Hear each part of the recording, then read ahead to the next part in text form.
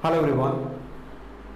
In this lesson we are going to talk about a new chapter for the class 9th standard from NCERT syllabus, which is the chapter number 7 triangles. तो आज की अपनी class में अपन discuss करेंगे chapter number 7 पे, जो कि है triangle. Basically, in the earlier classes you have already discussed and you have already studied about the triangle. What is the definition of a triangle and how many kinds a triangle has. So first of all I want to repeat again definition. According to our 9th standard, in the earlier classes you studied triangle is bounded by 3 sides. तो वही यहाँ रहेगी, बस थोड़ा सा और add करना चाहो तो ये कर सकते हैं.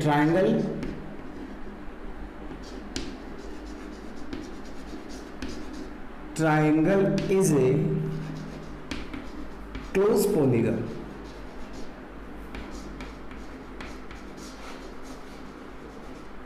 bounded by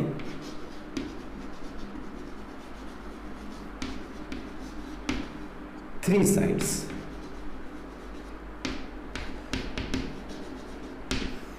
तो ये इसकी डेफिनेशन होगी. ए triangle is a close polygon which bounded by 3 sides.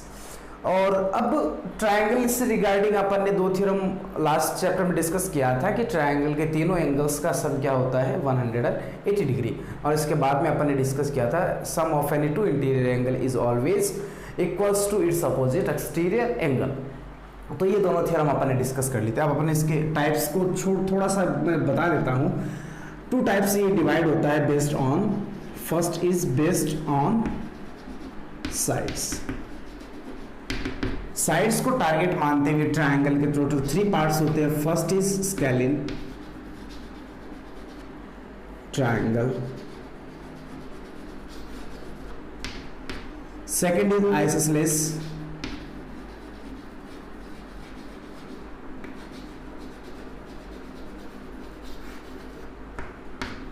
and last third is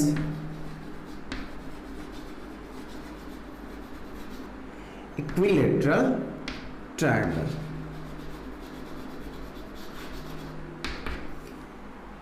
ये हुआ kinds of A triangle which based on sides. Next is based on angles.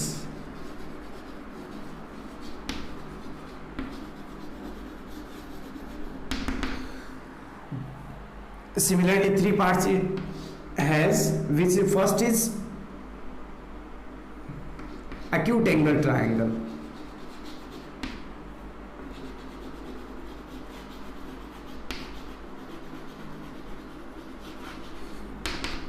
second is right angle triangle,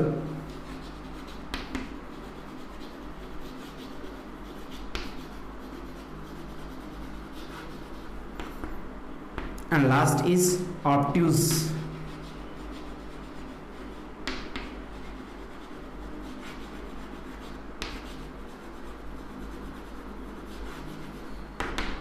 triangle.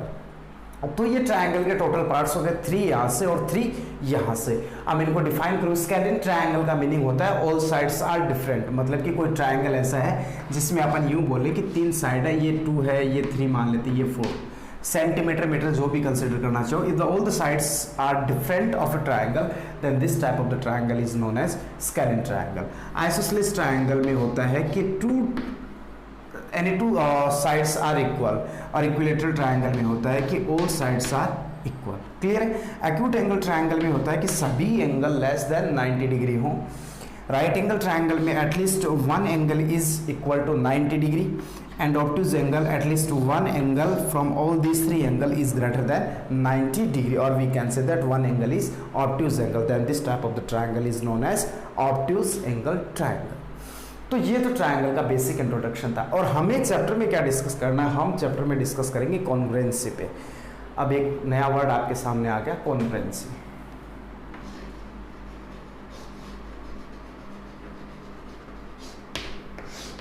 काफ़ी important part है ये, क्योंकि इसके ऊपर based काफ़ी chapters 9th में कैरी करते हैं और काफ़ी चैप्टर 10th में भी करेंगे, इसके बाद में भी ये आपकी हेल्प करेगा।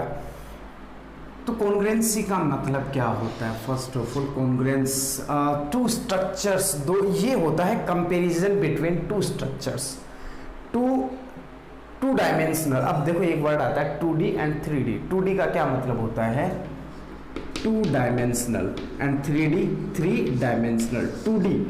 2D में अपना आता है circle, square, triangle, straight line, line segment, और we can say that any polygon.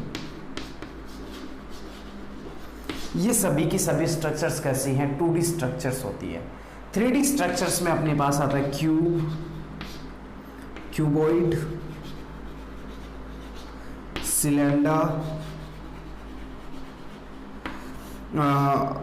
Cone, sphere, like this. ये सभी स्ट्रक्चर्स अपने 3D में आते हैं और इनके बारे में स्टडी अपन 10th स्टैंडर्ड में करेंगे और अपने पास अभी ऐसा कोई कंटेंट होगा।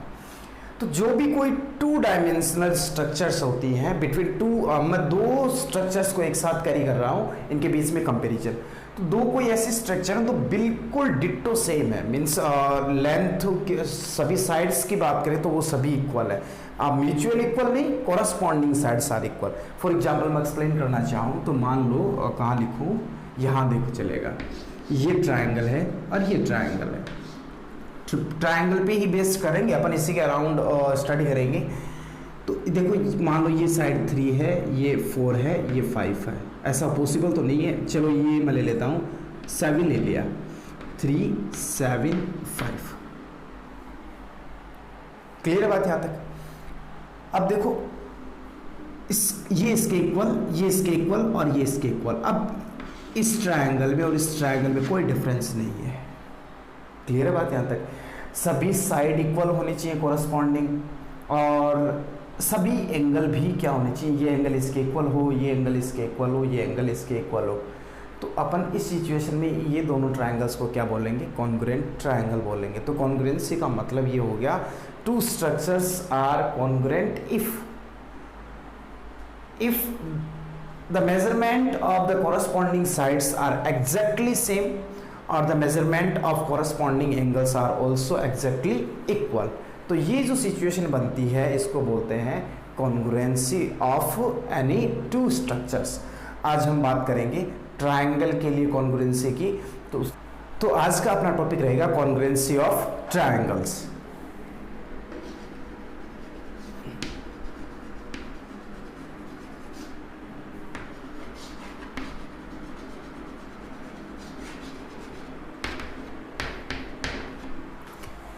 What is the meaning of congruency of triangle? तो इसका सिंपल सा मीनिंग हो गया कि कॉन्ग्रुएंसी वर्ड आया है तो ये 2 ट्रायंगल्स या 2 स्ट्रक्चर्स के बीच में कंपैरिजन है। अब हमें बस ये चेक करना है कि क्या वो दोनों स्ट्रक्चर्स एक दूसरे के एग्जैक्टली इक्वल है या फिर नहीं। तो बात करते हैं अपन ट्रायंगल के लिए। 2 triangles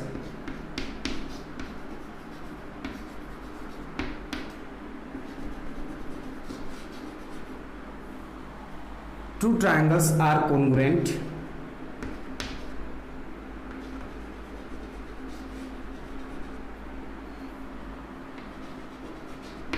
if all the corresponding sides are equal।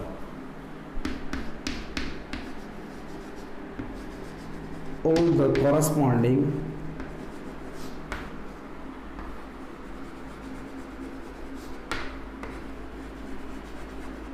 sides are equal। And one more thing, all the corresponding angles are equal। ठीक है यहाँ तक बात। अब मैं इन दोनों का मीनिंग एक्सप्लेन करता हूँ।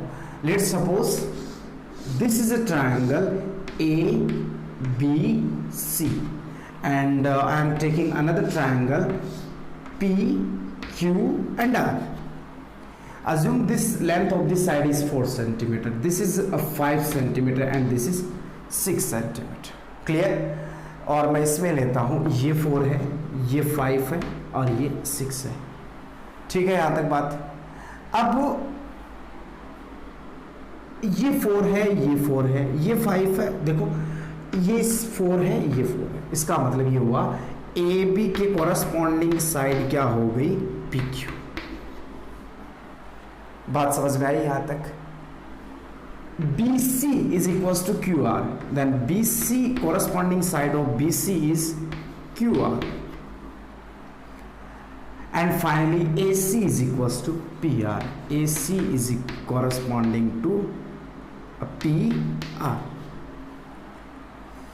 अब कॉन्ग्रुएंसी के फॉर्मेट में हम इसको डिनोट करेंगे mathematically. How to represent if two triangles are congruent in mathematically. तो पहले वाले ट्रायंगल को आप जैसा चाहें वैसा मेंशन कर सकते हैं. ट्रायंगल ABC है तो आप ABC ले लो, BCAB सेलेक्ट कर सकते हो, BAC ले लो, CBA कर सकते हो, CAB कर सकते हैं. और ये सिंबल होता है कॉन्ग्रुएंसी का, मतलब ऐसे करके और ये एक टिल्ड लाइन. ठीक है बात यहाँ तक. ये इक्वल का सिंबल और ये एक टिल्ड लाइन. अब ABC, अब देखो पहले AB किसके इक्वल थी, PQ के. तो AB PQ के इक्वल थी तो QP और PQ दोनों में कोई डिफरेंस नहीं है. आप PQ लिख दो या फिर QP लिख दो. इसका मतलब यहाँ पर PQ भी आ सकता है और इसके अलावा QP भी आ सकता है. ये वाला स्टेटमेंट इसके अकॉर्डिंग लिखा जाएगा. AB is equal to PQ और QP both are same. And then BC किसके इक्वल है, QR के. इसका मतलब दोनों में कॉमन क्या है, यहाँ पे B कॉमन है और यहाँ भी Q कॉमन है. B सेंटर में है तो यहाँ पर Q भी सेंटर में होगा. तो तीसरा पॉइंट क्या बच गया, R. और यदि यहाँ पे R लिख दिया तो ये गलत हो जाएगा. Reason QP is equal to AB. It is correct. QP is equal to AB. Then PR is equals to BC. According to this, PR is equals to BC. PR is equals to BC. It's not correct because PR is equals to AC. That's why I'm writing here the corresponding part. It mean क्या हुआ कि A के corresponding जो vertex है वो P है, B के जो corresponding vertex है वो Q है, and C के जो corresponding vertex है वो क्या है, R है. अब इसी को मैं किसी सेकंड एग्जांपल से एक्सप्लेन करना चाहूँ तो मान लो ये कोई ट्रायंगल है ABC और ये मान लेता हूँ 10, 11 एंड 12 सेंटीमीटर. और मैंने ये लिया PQR. ये 10 है, ये 11 है and let's suppose this is 12. तो ध्यान से देखें, अपन 10 की बात करें तो 10 AB इक्वल टू PR. यहाँ से AB equals to PR. Got it? Second, AC equals to QR. AC equals to QR. Clear? And last BC. BC equals to PQ. BC equals to PQ. अब पहले वाले triangle को आप जैसा मन करे वैसे सेलेक्ट करो. Triangle ABC is congruent to. ABC किसके कॉन्ग्रुएंट होगा, देखो ABC की बात करें तो AB किसके इक्वल है, यहाँ पे 10 क्या है, AB PQ के इक्वल है, PR के इक्वल है. Then what should be right, PR और RP. हमें PR लिखना है या फिर RP, क्योंकि दोनों ही केस सही है. PR लिखे तो क्या हो, एक तो PR लिख सकते हैं अपन और एक RP लिख सकते हैं. अब दोनों में करेक्ट कौन सा होगा वो हमें थर्ड से चेक करना होगा. अब आगे वाला पॉइंट है C. तो मीन्स BC किसके इक्वल है, BC equals to PR. PQ के इक्वल है BC इक्वल्स टू PQ. तो आगे क्या आना चाहिए, PQ आना चाहिए था PQ. तो P तो यहाँ पे है ही नहीं, P तो ऑलरेडी आ गया. तो अब बचा क्या, Q बचा. तो Q यहाँ अप्लाई में इंस्टॉल किया और यहाँ इंस्टॉल किया. अब इसके अकॉर्डिंग देखो AB इक्वल्स टू PR. सही है बात है, AB इक्वल्स टू PR. और यहाँ से भी AB is equals to PR. Clear, RP और PR both are same. Second, BC is equals to RQ. Check करो, BC is equals to RQ. ये गलत हो गया. BC is not equals to RQ. BC is equals to PQ. तो PQ देखो ये रहा. और थर्ड क्या बचा, AC. ए सी किसके इक्वल है, A C is equal to Q R, तो इसके अकॉर्डिंग तो पी क्यू बन रहा है, ए इधर पॉइंट की बात कर रहा हूं मैं, ए सी इक्वल टू पी क्यू, और इसके अकॉर्डिंग बात करें तो आर क्यू। एक्चुअल में ए सी किसके इक्वल है, क्यू आर के, तो आर क्यू बोल दो या क्यू आर बोल दो, तो मतलब ये वाला स्टेटमेंट इक्वल है, और इन्हीं को बोलते हैं कॉरस्पॉन्डिंग पार्ट्स। मतलब ए बी का कॉरस्पॉन्डिंग पार्ट आर पी है, बी सी का कॉरस्पॉन्डिंग पार्ट पी क्यू है, and then the corresponding part of A C is equal to R Q. बात समझ में आ गई। तो ऐसा कोई कॉन्ग्रुएंसी का सीन रहेगा।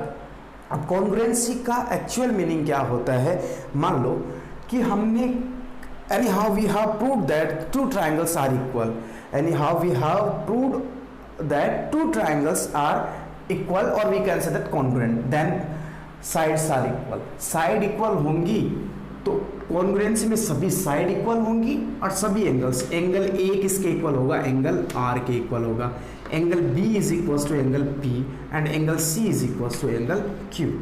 तो ये रहा, इसका मतलब ये हुआ कि एंगल ए मान लीजिए ये 40 डिग्री है, तो एंगल आर कितना है, आर भी कितना होगा 40 डिग्री, और एंगल बी मस्त अज्यूम कर रहा हूँ बस ये 70 डिग्री है, just imagine this is the angle of 70 degree, then angle B is equal to angle P, P कितना होगा, पी भी 70, एंड सी ये कितना, ये भी 70 होगा, फिर 70 तो नहीं होना चाहिए, इसको 75 कर लेता हूँ, तो ये भी 75। ये रीज़न क्या रहा, क्योंकि आइसोसेलेस ट्रायंगल बन जाता है, दो एंगल इक्वल होते हैं तो, लेकिन साइड इक्वल नहीं है तो गलत स्टेटमेंट बन जाएगा। ये मैं कंसिडर कर लेता हूँ 65। तो फिर बचा हुआ थर्ड एंगल देखो, सी किसके इक्वल होगा, सी इज इक्वल टू क्यू, ये कितना हो जाएगा 65 डिग्री।